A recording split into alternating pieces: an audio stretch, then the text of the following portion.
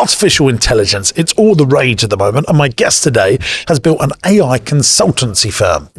Now, the thing is, he's just swapping time for money. And there's a magic word in business. It's the word leverage. And I'm trying to work out, is there any leverage in this business? Is he just swapping time for money, or can he actually create an AI product or service that can be leveraged and sold to many, many customers time and time again? That's the big question I want to ask. So watch and listen.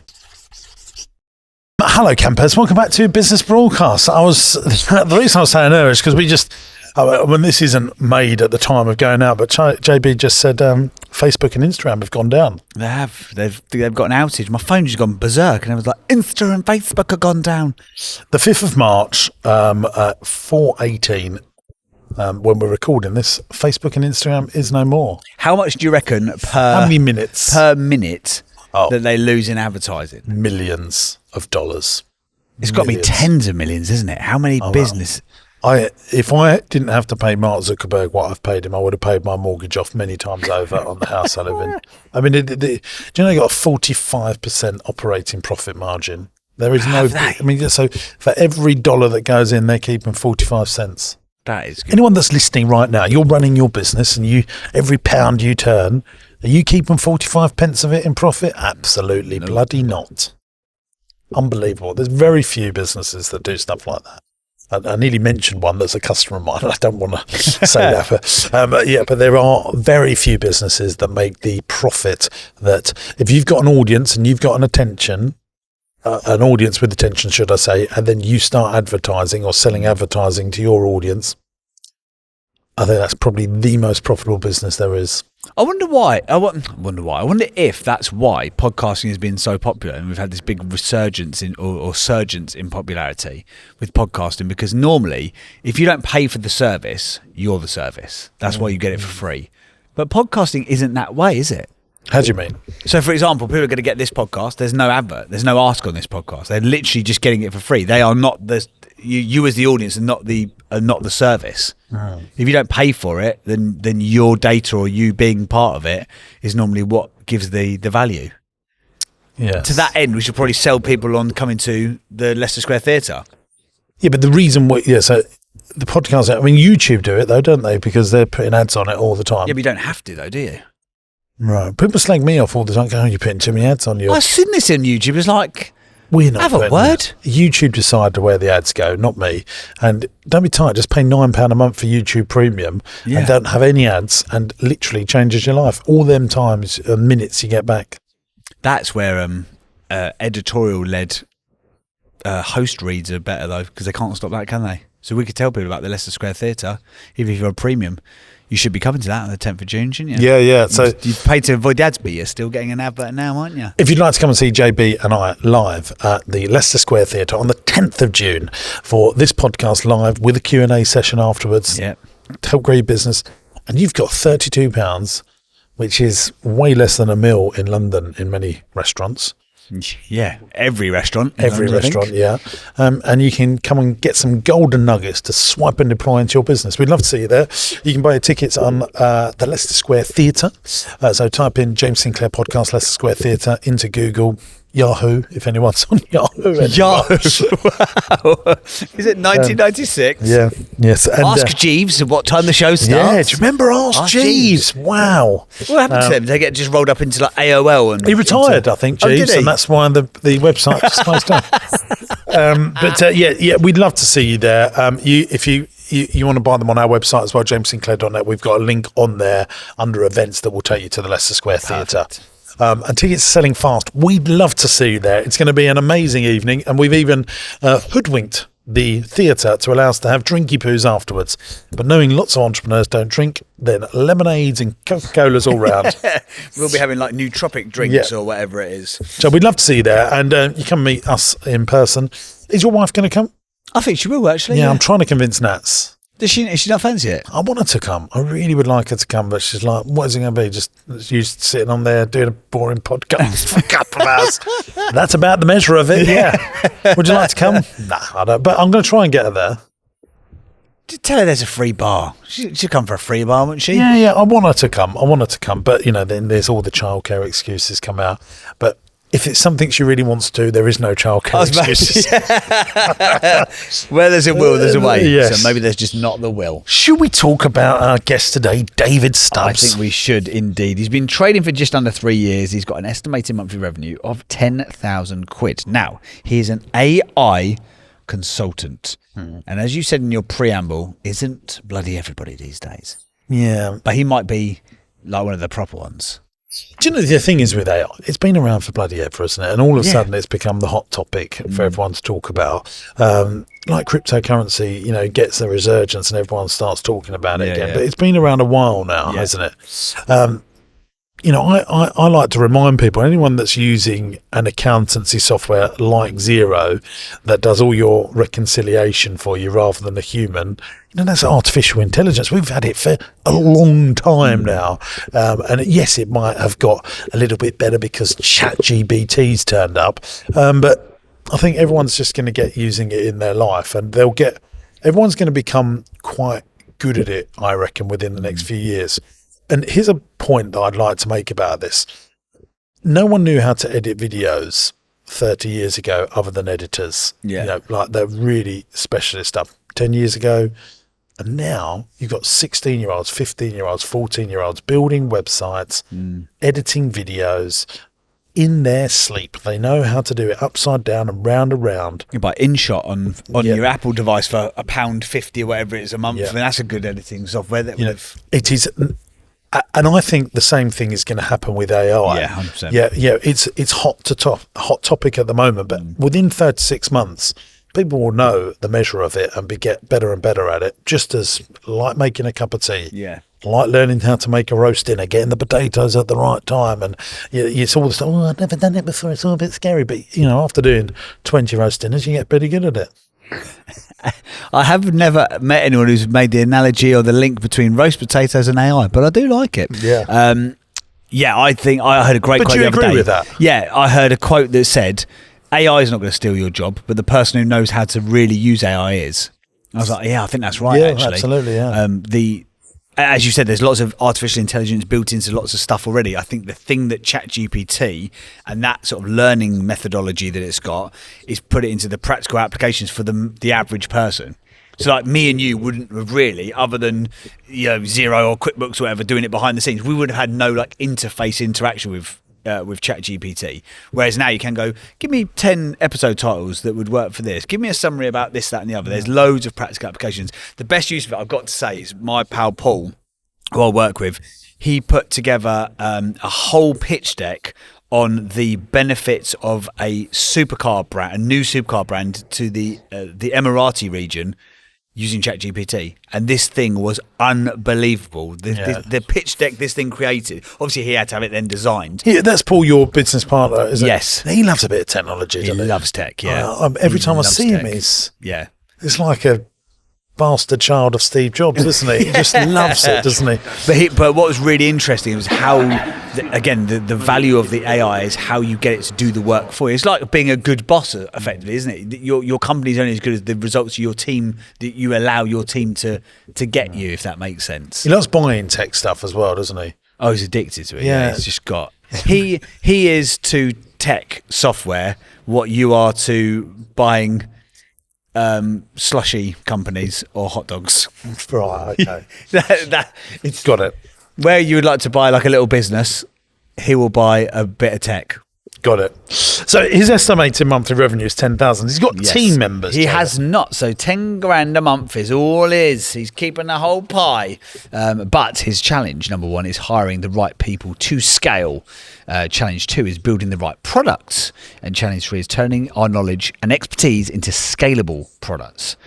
We always asked Bill where they want to be in 1 year. He said in 1 year he wants to be a team of 10 focusing on products for clients and expanding our market overseas. What does a business look like when it's finished?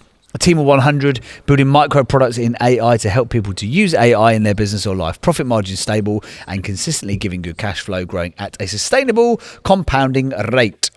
Do you make the profit that you want to? If so, what is it? We make about 70% gross margin on sales for services, so just wages, I think this is okay.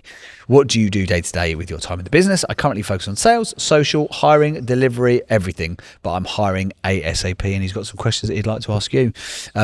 So should we find out a bit more about Moonlab AI and what it does and how I we have can to help say as scale well, it? his website is beautifully designed. Yeah, it's really cool, isn't it? I mean, it looks like it's just come out of Apple. It's very tech. Yeah, it's nice. Lots of white space. I showed it to minimal Chuds as well. information. Chuds, but I said, "Oh, yeah, I knew he would like this," and he went, "Oh, yeah, that's beautiful." The logo's cool as well. And I love how everything on his website. We'll put it up on screen. It's just a lead generation. Like everywhere you go, every button you press, book your demo call, book your call, book a call with us. Yeah, give us some money. Give us some money. You actually can't do anything else apart from book a call. Yeah. Book a call. Book a call. Yeah, he's got 3 or 4 calls. Well, you can book a call or book a strategy call. or book a discovery call. Yeah. All roads lead to that call, though, don't they? Yeah, good squeeze page. Good man. He knows exactly where he's trying to get people to. Should we get him on? Yeah, let's do it. Hey, David. How the devil are you, sir? Yeah, I'm doing good, thank you. Thanks for the nice compliments on the website, too. It looks great. You've done a very, very good job there. Yeah, I mean, to do that, are you a natural marketeer as well? Have you done marketing in your... Have you learned Yeah. Well, my background's in marketing and operations. I've worked in like quite a few different startups. And I've always just been really interested in lead generation. Like my main background is in B2B lead generation. So working with loads of different funnels. And I just find it really, really exciting to see how many leads you can generate through a website. So that's why I've got about 4 different name buttons, all to book a call. Well, there you go. That's impressive. Just tell us a little bit about. So someone calls you. Yeah, what's the avatar customer? Someone says, "Hello, I would like to use AI in my business." What happens next? I mean, I say that sounds great. I try and figure out where they're at in their journey. Like you said, it's moved pretty fast in this kind of new ChatGPT era, and people are looking at it in a different way now. It's not just that zero backend. They're looking at like, how can I use it past ChatGPT? And that can be all the way from like, we think our business, because it's a data protection business, is completely going to be, changed forever because it's a lot of information, all the way through to we're a tech business and we need to use complex AI in some of our products. And so I just figure out where they're at in a journey and try and help them get to the next steps, whether that's what they need to look at or what they need to build. How did you get your first customer for this company? Through cold email. I have an angel investor who runs a lead gen agency, and he took on the cold email campaigns. So that's just reaching out to people on LinkedIn and booking in cold sales calls. And I'm not a natural sales person, so I've had to learn a lot. And it's been rough. It's not my natural bag, but it's been really good talking to customers. Like that has been invaluable, to be fair. Interesting. Look, why have an angel investor in a business that needs no capex to get going? And how much? That's a good question. How much did you give up? 15% of the business for roughly 60K in total. And part of the deal was helping me get it off the ground because it was like a time constraint. While I was building the sort of services out and what the methodology looks like and the pricing and the website that you see there, I needed to get sales calls in. And we'd worked together. He was a customer of my previous startup, which was data scraping. And he was like, I want to invest in something. So I was like, all right, cool, let's do it. And it just made sense in terms of security. What security? Cash flow security. So I didn't start the company with any money, but I also left a job with pretty much no pipeline lined up, just the idea, and was like, I reckon I can make this work. And it all just sort of fell into place. And I was like, yep, I'll take that for that kind of risk. So the 60K has basically been used to potentially bankroll your salary for 12 months. It's the salary for, I think it works out like 6 or 7 months. Not the 60, by the way. It was 20, and then 40 is marketing services for like 10 months. So that's like the total value of the marketing services that he's put in, which is the cold email stuff and the LinkedIn. Yeah, that he's doing. Yeah, so it's completely like outsourced him. Okay, gotcha. I mean, for anyone listening, I think, it'd be prudent for me. I don't think people should take and give up any ownership of their business for such a small amount unless you absolutely desperately need it, because I actually think not having money in the beginning is a really good training ground for startup entrepreneurs, because you want to find a way of how to do it bootstrapped, and then borrow money and raise money and stuff. But that said, I think I needed to say that because I don't want anyone to think that I think it's a good idea that you give any ownership status up in a business unless you absolutely have zero other choices. Felix Dennis 101, isn't it? That. Yeah, it is. Yeah. Okay, so we've got the business now. So your first customer, what did they get you to do? Yeah, the first customer got me to do a strategy session with them. And in that strategy session, they said, look, we need to be using AI with the new technology that's out there, but we don't know what to do. And so we sat down and we did a strategy session where we figured out different parts of the business. So looking at sales, looking at how their consultants use time, and looking at a marketing tool. One of those three different aspects, and sat down and said, let's build this piece of automation, let's build this piece so that you can start utilizing AI and getting some of those time savings. And so really people are coming to you saying, can I use AI to make or save me money? Is that what they're really trying to get at? Yeah. There's that. And there's another thing, which is, imagine you're a translation company or a translation agency, and then AI comes out and can translate things on the fly perfectly. You're going to be like really worried about AI. I know there's some companies that just won't be touched by AI, like Rossi's probably won't get touched by AI.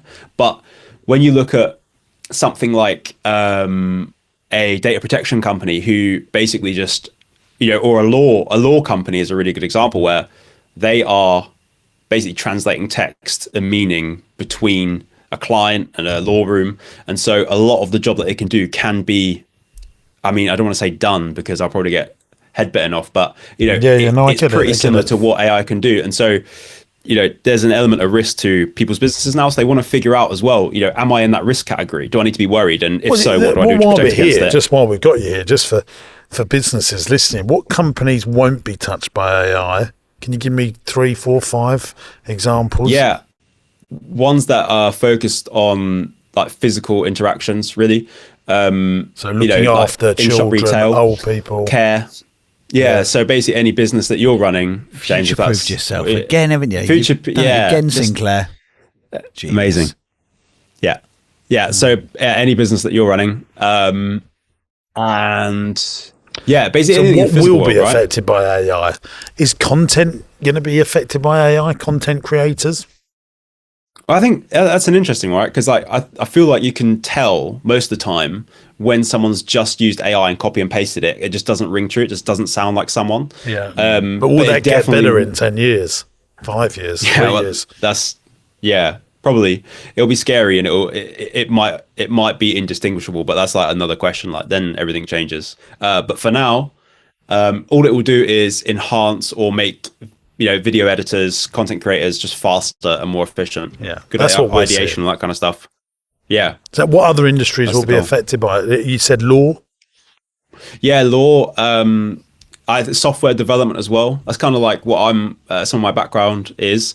And the amount of code that you can ship now and the amount that it does for you, you almost worry that being a junior software developer now isn't really a career path for the next 10 years, because learning how to code is pretty much going to be done by AI in the next couple of years, it seems. So it's to give you an example, you could say to AI, create me a hotel booking software system, and what we think in the next 5 years it will be able to do that.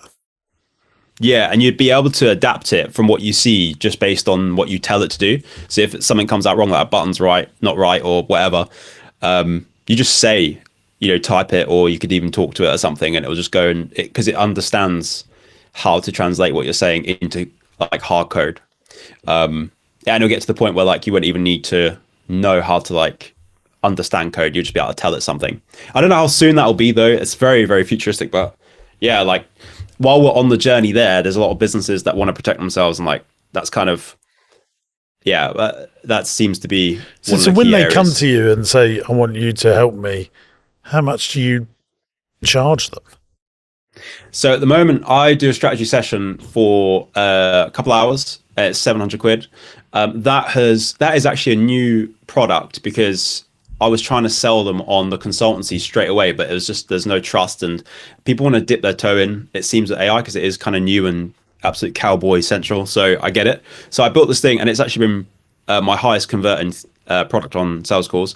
And then on the back end of that, I try to sell them consulting services for like 2.5K a month for 3 months, something like that. General package. So I've done a bit lower as I've been starting up, but that's like kind of where the sweet spot is now. Yeah, got it. Okay, fine. I'm looking at some of your examples on. So it's very much a consultative offering. There isn't like a product or service as such out of the box that you're offering right now, is there? No, there isn't. But that's kind of the problem that I've got is we're building quite a lot of stuff. We're trying to help people, and there's some crossover. There's some common denominators, and I think the trouble I have with this. I spoke to someone the other day who's run agencies and runs an incubator for agencies, and he was like, the problem you're going to have to hire really smart people and double their time charge and get them incentivized on that, which developers don't like to do, and go and sell that time. It's just not scalable. So the trouble I have is, how do I, in something as complex as this, or as in like the agency world, which I'm kind of new to, is how do you start to put packages together that make sense and going out and finding loads of those customers? Because my customer base is like it ranges from like creative agencies to influence agencies all the way to like data protection and cyber and then data consultancies. So like there isn't really a what would you call it, demographic crossover just yet. Like they're ranging from 10 people companies all the way up to 100 people companies. So finding that product and that market and then that wheel to go and grow the company, I just haven't found yet. So I guess I'm just trying to find what that could be. And I think I need to find a way to test different ideas rather than just go and try and sell it to everyone. That makes sense. Yeah, I think I'm watching one of the Project Lab videos. How to really personalize cold emails ready for 2024. I think this is a really good way of explaining what you do, because I think the challenge that you've got is that at the moment consultancy, and it always is a consultative sale and it's a conceptual sale. What are you selling? You're selling Time. a big bag of nothing, really. You're selling time. You're selling for money. your time, yeah. But in terms of the outcome, I think sometimes we're saying as varied and as broad and as probably widely misunderstood as AI. It's pretty like, well, why do I need a guy to come and teach me for 750 quid? I could just go on ChatGPT and just put in the command in ChatGPT. But actually, when I'm going into seeing what you're building out here in terms of this cold email outreach, I think actually showing AI almost like sequences or processes. Like, here's how you do cold email outreach. Here's how you do engagement on social media. Yes, it's the very, very, very uber basic part of what AI can do. It could do stuff that's much, much cleverer than that. But I think actually explaining the back end of how this stuff works so that I could potentially, 99% of people are going to go watch it and do nothing with it. But 1% are going to pay you for the execution, not just the information. But I think you could bill significantly decent sums of money to those that are going to do it. But yes, it's a challenge, isn't it? Because you need something that's going to. I still just don't understand all the people that come on the pod that have got consultancy businesses and marketing agencies. Why don't you just build a product and service and use all that abundance of skill set you've got to sell that thing. Products or services that in 5 years someone wants to buy that business off of you? Because it's very hard to sell consultancy businesses because it's so key person driven that people that have got other people's money, private equity, venture capital, pension funds. I mean, yes, there's exceptions to the rule. Yeah, someone probably would like to buy Deloitte and that brand and all them people to do consultancy with. But you've got to be mega established, have a big brand behind you, and have a team of people that want to go on that sales journey. And if you're not building a business to sell, you are massively financially missing out. What do you think to that? Yeah, agreed. Yeah, well, I completely. That's the main challenge that I've kind of seen early on is how could someone buy this business based on what we're currently building, and the it's not even what we've got so far, it's where we're aiming towards. And if we carried on this way, we would not be building a business that would someone would want to buy. No, but what I do, just let me just double in, is I think if you build like an ecosystem, I'm just drawing it out on my pad here. So we'll put the central bank account in the middle, and then you've got a consultancy arm, and then you've got various revenue streams around your ecosystem pushing in, and your consultancy arm helps make sure that your businesses are affordable, are profitable, and understands what other people are doing, so you can swap and deploy those ideas. But if you're good at marketing, which you obviously are, if you've been the master of this website and understand all that stuff, find a product or service that you can use your AI and your marketing skill set and go sell. Yeah, I love it. That's kind of the plan. So I've made my first hire now, and he's a technical person, but 20% of their time, I'll try and resell 60 to 80% of their time, which is, I think, as far as I can tell, is like just about break even in terms of profit. The rest of that time is to be spent on productizing services and turning them into something that is repeatable, even if it only means just a tiny bit of consultancy in terms of management on the back end. But most of the stuff is, repeatable. And you said something earlier. People are absolutely frustrated if they're paid £25 an hour and you're putting them out £150 an hour. Eventually, if they see it as so low barrier to entry, they go, I'll just get into the gig economy and do this myself. Yeah. And they will steal your customers. 100%. People just cannot help doing it. But they don't mind putting loads of work into something. I mean, if you know what you build a SaaS product, don't you? A software product that a particular niche or an industry wants to buy. Use your technical person and your skills and AI to build this software product, and you sell it. And you've got to remember, like, entrepreneurs and business owners, please, anyone listening, watching, leverage is the magic word here. I don't know how many podcasts that we say that. Look at these Rode microphones. Rode put all the R&D into creating this microphone and sell it thousands and thousands, tens of thousands, hundreds of thousands, maybe 1 million times over. And if you're not leveraging your products and services that you're creating, you're not building a business, you're building profitable jobs. And consultancy, unless it's really specialist and people are paying you big checks, very hard to make money. You mentioned, David, that one of your plans is within sort of when the business is finished, you've built a suite of sort of micro products in AI. What sort of things would that be, so we can get an idea of what a product looks like in your mind's eye? Yeah, that's actually hard to answer. So part of what we do is sort of web scraping and turning web data into like useful databases. And think about like your CRM, right? And you go and scrape LinkedIn and you add to your company that you're targeting, that they're hiring for a salesperson, and you have that level of data on them, so you can go and reach out to them and make better decisions around what you should do in there when you're going out to reach out to them. So that could easily be a SaaS product where data teams or sales teams go and subscribe to your data, right? So, and that's sort of always been my bag. That's always been my background, where I typically scrape the web and turn it into some form of SaaS or some kind of like payment for access to it. And I just think that that's where we'll probably end up creating most of our products, is in how to scrape the web in a specific way so that people can access the data that they want, that they didn't know how to get. So my previous startup was a LinkedIn scraping startup that resold the public data that's online. And that did pretty well.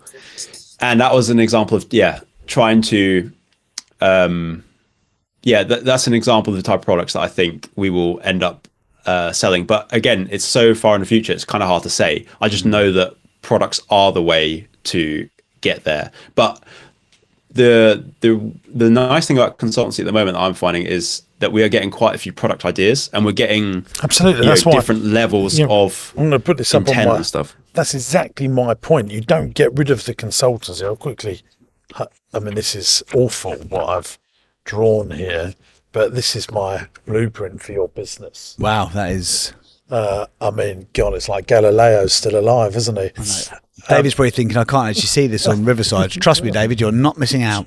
But the middle circle here is a pound note.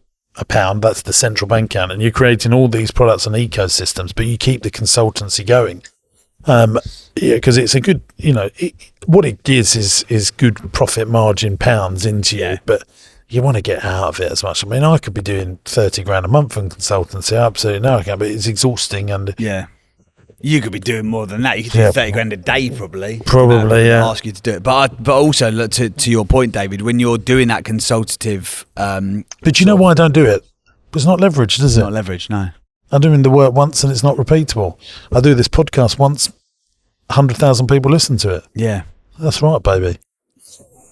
But I think, David, to your point, while you're in I think actually consultancy for the here and now is actually a really good thing, because you're trying to turn cash, to speak to as many companies as you can to help them with their challenges. And the more of those consultative sessions that you do, you'll be like, oh, LinkedIn data scraper has come up 15 times in the last 30 days.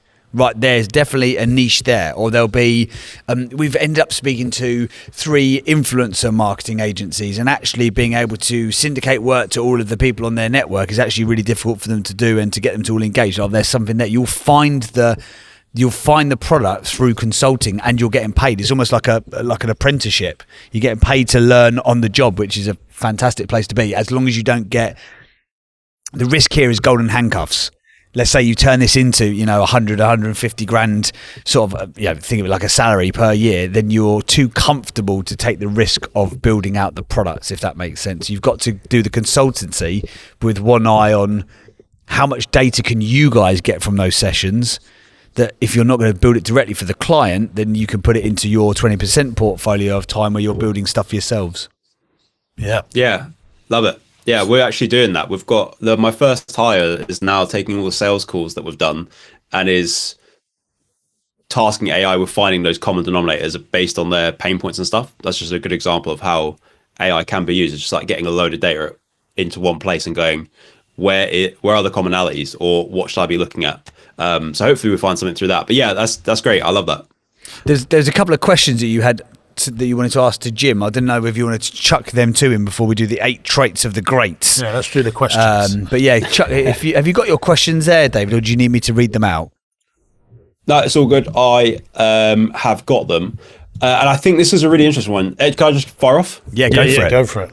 Yeah, smashing. So I watched your Daniel Priestley one, and your discussion about remote versus non-remote was great. So I'm trying to build a management team local, because I need to be close to them and sort of get that, I don't know what you call it, but basically I just believe that you need to do that. But developers and smart people who want to build software products and AI are so used to remote culture now post-COVID. It was so hard to find this bloke near me, and I paid him 30% more than what I was prepared to start with, just to get someone local nearby. So I know that you have experience of all this stuff. How would you go about this problem of, you have a workforce that need to be hired online? Because I'm on the south coast, I'm in Worthing, right next to Brighton. The local dev talent is nowhere near London. No one wants to travel from London. So it's a real hard talent problem. What are your thoughts? Then you need to go to London, don't you?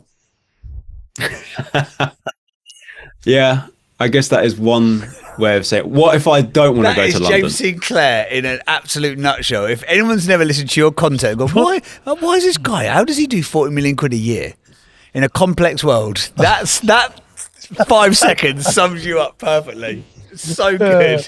You did go to London, didn't you? It's so simple. No one wants to hear it. Oh, so good. Sorry, David. Yeah. There you go. Get yourself a season ticket, baby. You're getting the train, mate. Yeah, Brighton to London, you can do it. Loads of people do it on a bike every day, don't people they? like doing that on a bike, don't they? Once a year in the summer. But I would. I'm all about building businesses that I'm tired of saying it, really. I say it all the time, is you've got to build something to sell. And I don't mind people working from home, high level people, as long as they're visible and it's occasional and they're getting strong, massive results. and they're doing a one-off thing. But I just don't like not seeing my people and building a culture of people being around. Some people might call me old-fashioned, but for me, as business owner and the person that's responsible for paying all the bills, that's what I want. And if I'm not for you, don't come work for us. Daniel Priestley would vehemently disagree with that, though, wouldn't he? But Daniel Priestley in that tech space with people who can be. And I love Daniel, and he's a very good friend of mine. But I think he's more like an investor, than someone that's running businesses. You know, and I think there is a clear difference. You know, it is hard. You know, I think it goes back down to education. You know, that's the best analogy I can give for it. Do you want your kids learning from Zoom, or do you want them in the classroom with the teacher teaching them stuff? And a good leadership is about teaching, coaching, mentoring, and building your people up. How can you do that from afar? And what people do is they talk about the ultimate experts. You know, software maybe is something where people can do it from home. And maybe that's one of the niches where it does work.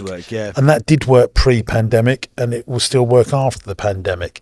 But if you're a bank manager and you want to get a loan through for a client, it's probably quite good you've got a relationship with the credit committee and understand the nuances of the people to get stuff through, so that it's not computer says no and things can get done by discussion. If you're a teacher, you know, why is it? It's just, there are some niche things where it works, but doctors can't work from home, nurses can't work from home. You know, I think if you're a lawyer, you want to be around other lawyers, creating community practice and learning the nuances. And, oh, did you hear about that case we had? This is what we learned. You know, human beings need to be around human beings. We're getting, you know, we're just getting, I think, obsessed with screens and technology. And sometimes we need to take a step back and go, actually, we need to be around humans, and we need to hold people accountable.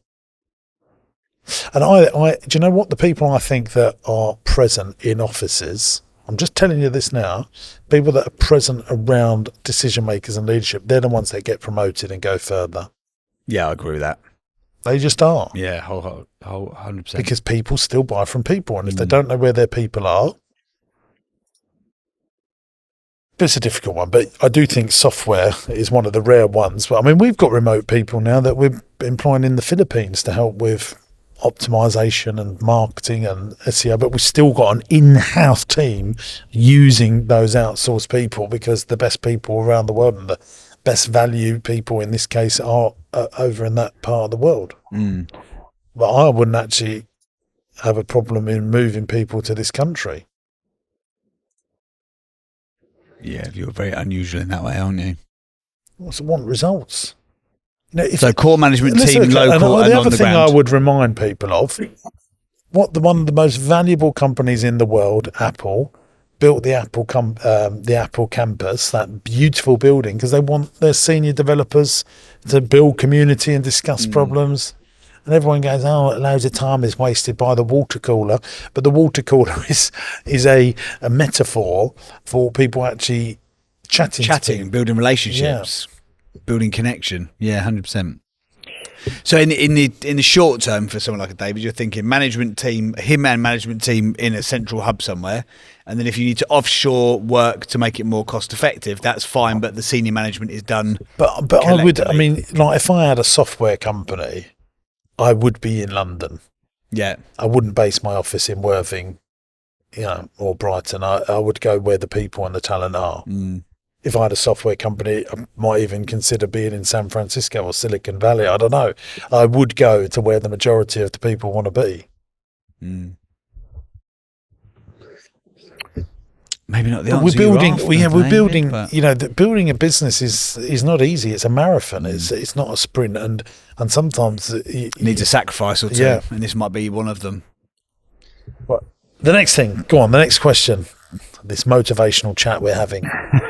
No, it's super good. It's super good. I just want to make sure I got everything. But yeah, it's hard because you trying to type this down, David? Huh? Are you typing down the responses? You do know this is recorded and going to be on YouTube, and you can listen to it again on a podcast app, don't you? You could get some AI to listen to this for you and give you a summary. I should do really. I'm old school. That's good. No, it's saying about You're old school with an AI company. very off brand. Yeah. Very off brand. Oh dear. Go on. What's your next question? Just a curveball. So I want to ask about. I've been reading recently a lot about compounding efforts, like in loads of different ways, and I wanted to get from your perspective if you have something come to mind around what compounding like behaviors you've done over the years that have eventually amounted up to having a really good business or having a really good management team, because I think that I lose sight of longer term decisions by not seeing them add up over time. And I feel like from what you've built, you probably have. I'd love to know a bit more about that. Yeah, well, the compounding begins, I believe, starts at year 7 in nearly everything I've done. Oh, okay. By year 10, it gets really exciting. I look at our nursery business. I look at Teddy-tastic. I look at Party Man World. I look at my farm. Right, they're just, it's very hard to make money. Podcast, YouTube. Yeah, podcast, YouTube. You know, like year 10 is when the fun begins. Which isn't a long time, but when you're in it, it feels horrific. But anyone that's had children will see how quick. By, you know, if you think about primary school, you only really get good at maths, reading, writing at the start. When you're 10, 11, you're like, oh yeah, I can. Actually, our boys are 7, aren't they? Yeah. Not we don't have children together, by the way. Just for clarity. Not there's anything wrong with that. I'm sure they would be lovely if we were double dads. But they really start to find their little personalities, don't they? Find their way in the world and find their friendship group, and they actually starts at 7. They start, at 7. Yeah, magic number 7. Yeah. Yeah, and that's why I think that 7-year itch happens, and that I do believe that's you know, lots of I've been in this 7 years, it's just starting to get good. Should I try something else now? But if you just, it's like anyone like that learns the piano, like once they get 7 years, they're getting okay, they're starting to go, and then this hobby is a bit annoying. But if you just keep going that few more years, you start getting into mastery. Does that answer the question? I don't know if it does.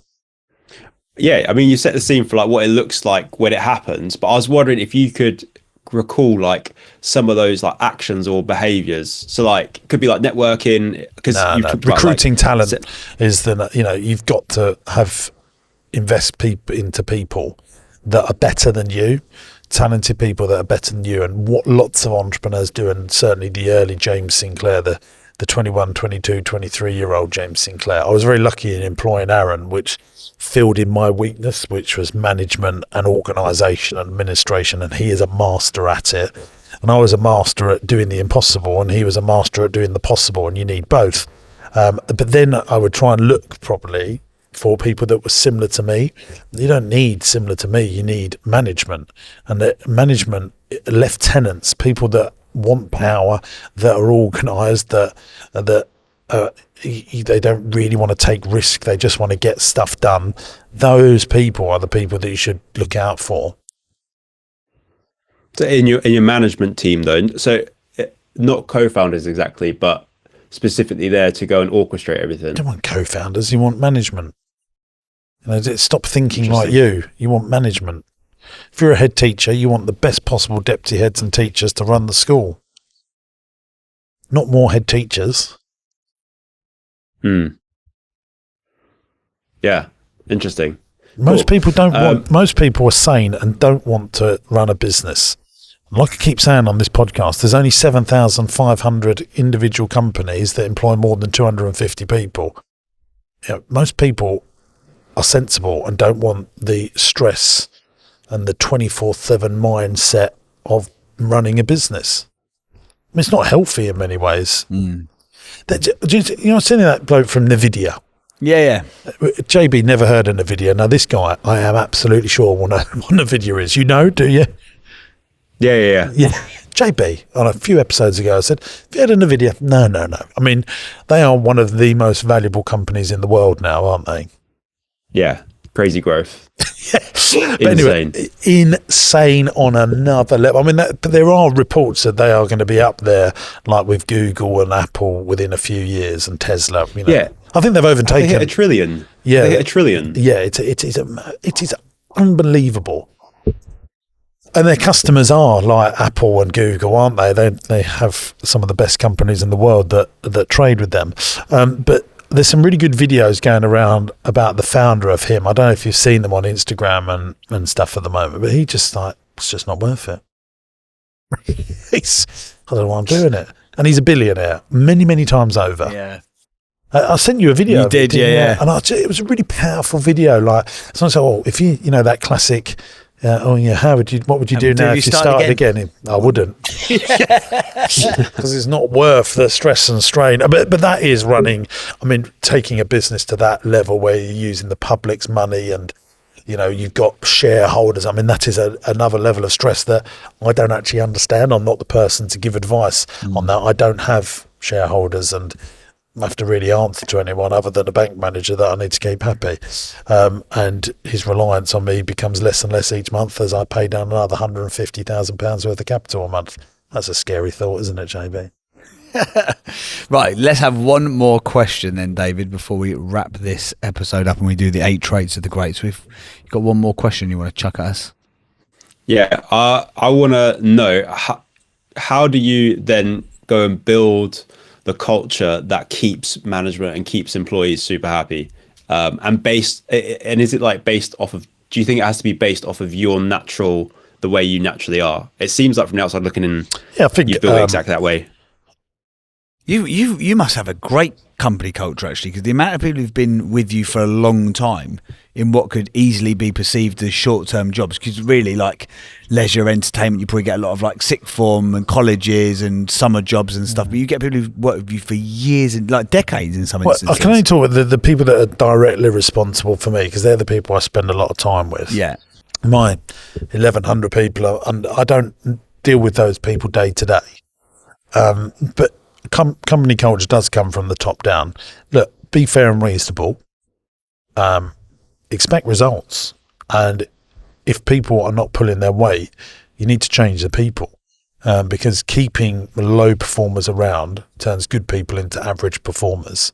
But the real trick is E plus M equals S, so it's entrepreneurship plus management equals success, and you must allow management to make the day-to-day decisions. You've got to be a master delegator, but you delegate, you don't abdicate. It's really important that.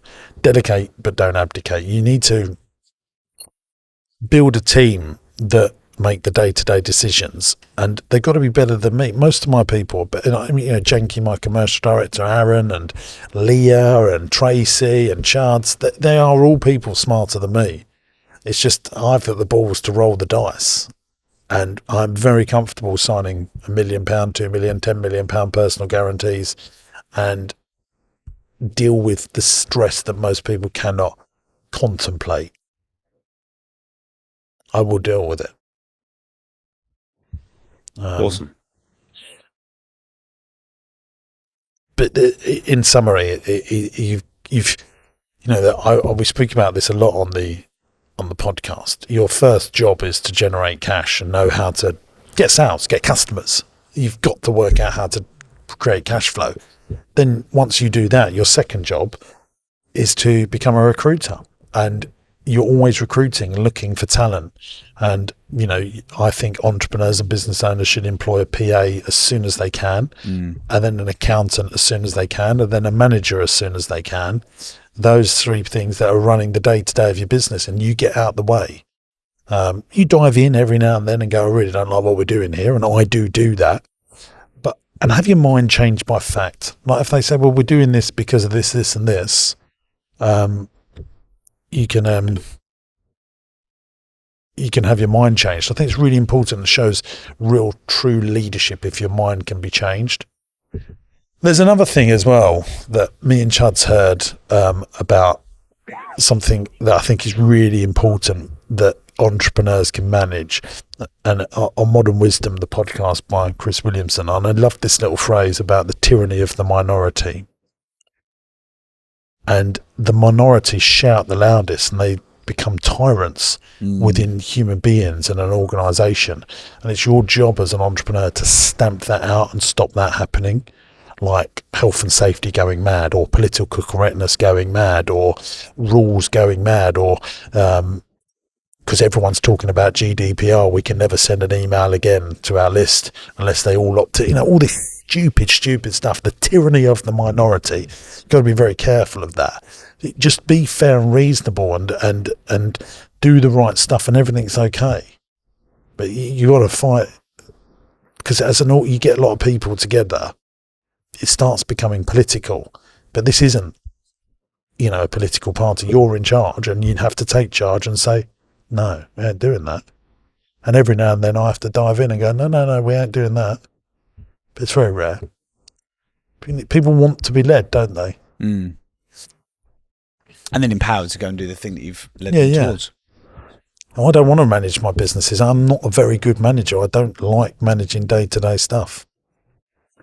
Well, there you go. Hopefully that has been useful for you, David. Thank you for being here. If people do need some support with their AI, if they're thinking they need to add some artificial intelligence into their systems, processes, optimizations, etc., where can they find out more info about you and the brilliant stuff Go you're to up NVIDIA.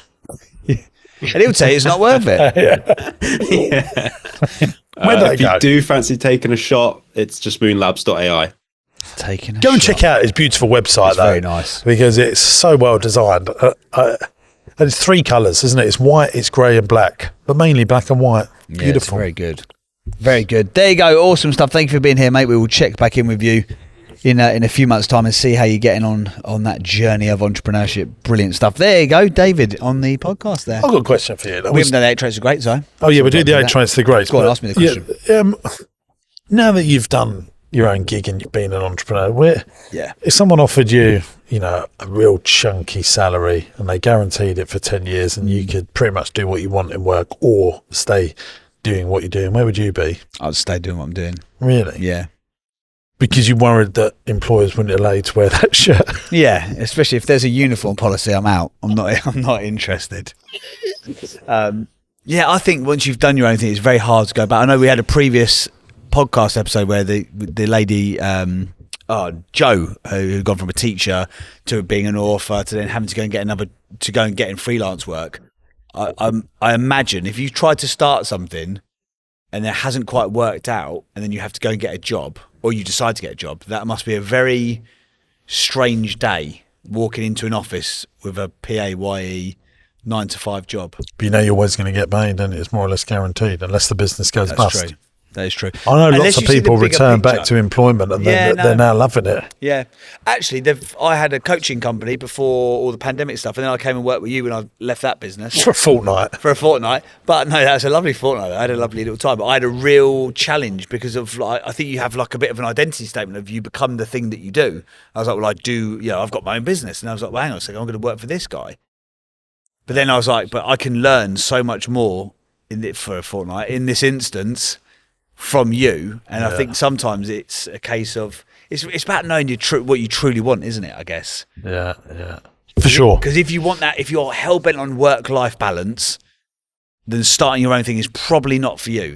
In the majority of instances, you're probably better off to get a job. And like we've said so many times in this podcast, when you break it down per hour, you probably make more money getting a job as well. Yep, unless you really are successful in 100%. Business.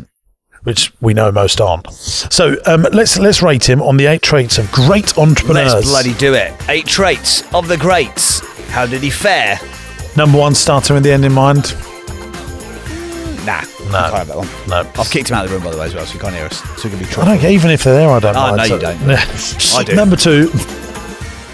Number 2, passionate about their cause. Is he passionate about AI? Oh, I think so. Yeah, I think he's passionate about what it can do, the potential of it. Untold amounts of resilience. I don't think he has the resilience because I can't believe he gave 15% of his business away for 60 grand. Yeah. When that was just really to cover a salary. You would just get customers, wouldn't you? You would. So I'm not having it? No, fine. Number 4, they master relationships with people. I actually think he is good at that. Yeah. But to be able to get an investor on board pre-income. Yeah. So this is like complete other side of the coin here. Yeah. He obviously managed to convince people, and I think that's good.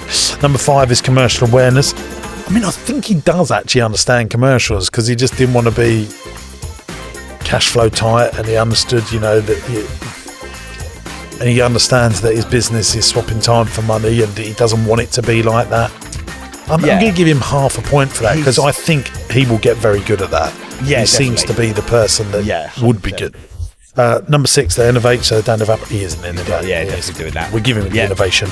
Number 7, he's a master marketeer. I actually think he's probably better at that than anything else he does. He just doesn't realise how good he is at it. Especially if he's got the data scraping thing from what he's done before. Looking at that website, like that looks like it's been put together by someone that really knows what they're doing. Yeah, the copy's fantastic. It doesn't give you any escape hatches. It's good. Number 8, it's definitely got they stay teachable and curious. Yeah. I think he got 5.5 there, didn't he? 5.5. There you go. Or 6 maybe. 5.5 or 6. 5.5 or 6. One of those. It doesn't matter because you get nothing. What do points make? Nothing. That's what it makes. There you go. Thanks very much for listening into this show. Don't forget, if you're on YouTube, if you've got any comments for our listener, our guest today, David, then give him some advice. Hit the comments. Hit the keyboards. The comments in this community have been amazing. To be fair. Really good. Really like actually proactive, useful, tangible advice. Which is and if you want to slag off Bert the Burke, we love reading those comments. Just hashtag Bert the Burke, and any hate towards me will be received. I got a bit of hate. Someone said that I didn't look like I wanted to be here on one of. I know, and do you know what? If it wasn't so accurate, I'd have defended you. But I'm sometimes listening, very carefully, and that might It's that smouldering. I think it's probably too much like a sexy smoulder for a lot of people to handle. If you could ask the person that does the edit for this, when Jim doesn't look like he wants to be here, just don't put me in the shot. Yeah, but then otherwise you just have to have me the whole time. Like when I'm talking. Oh yeah, of course you're interested when you're talking. Yeah. Don't forget also, if you want to come and see me and JB live at Business Broadcast Live, we're coming to the Leicester Square Theatre June the 10th. Shove it in, diary. Yes. £32. You can come see us live. What a bargain. That's going to be great fun. 300 or 400 other entrepreneurs who are all trying to be, do and have more in their businesses, all together. Imagine the energy, the collective energy and enthusiasm in that room. Amazing. There you go. Awesome stuff. If you've enjoyed this episode, please do let us know. And if you haven't, subscribe to the channel. Yeah, keep it. We'd like some more reviews on our audio platforms. We still think Spotify and Apple Podcasts are important. Yeah, more of you are listening than ever before, and telling your friends about it and other entrepreneurs and business owners. In fact, let's do that. It's the thing today. Just tell one person. Don't tell loads of people. Don't post it on social media. Tell one person. One person who's listening to this. He's like, oh, you're interested in AI. You've been talking about that, or optimizing your process in your business. Here's this great podcast with these two handsome geezers. Tell them that. There we go. Awesome stuff. Well, we'll see you on the next pod. See you later. Bye-bye.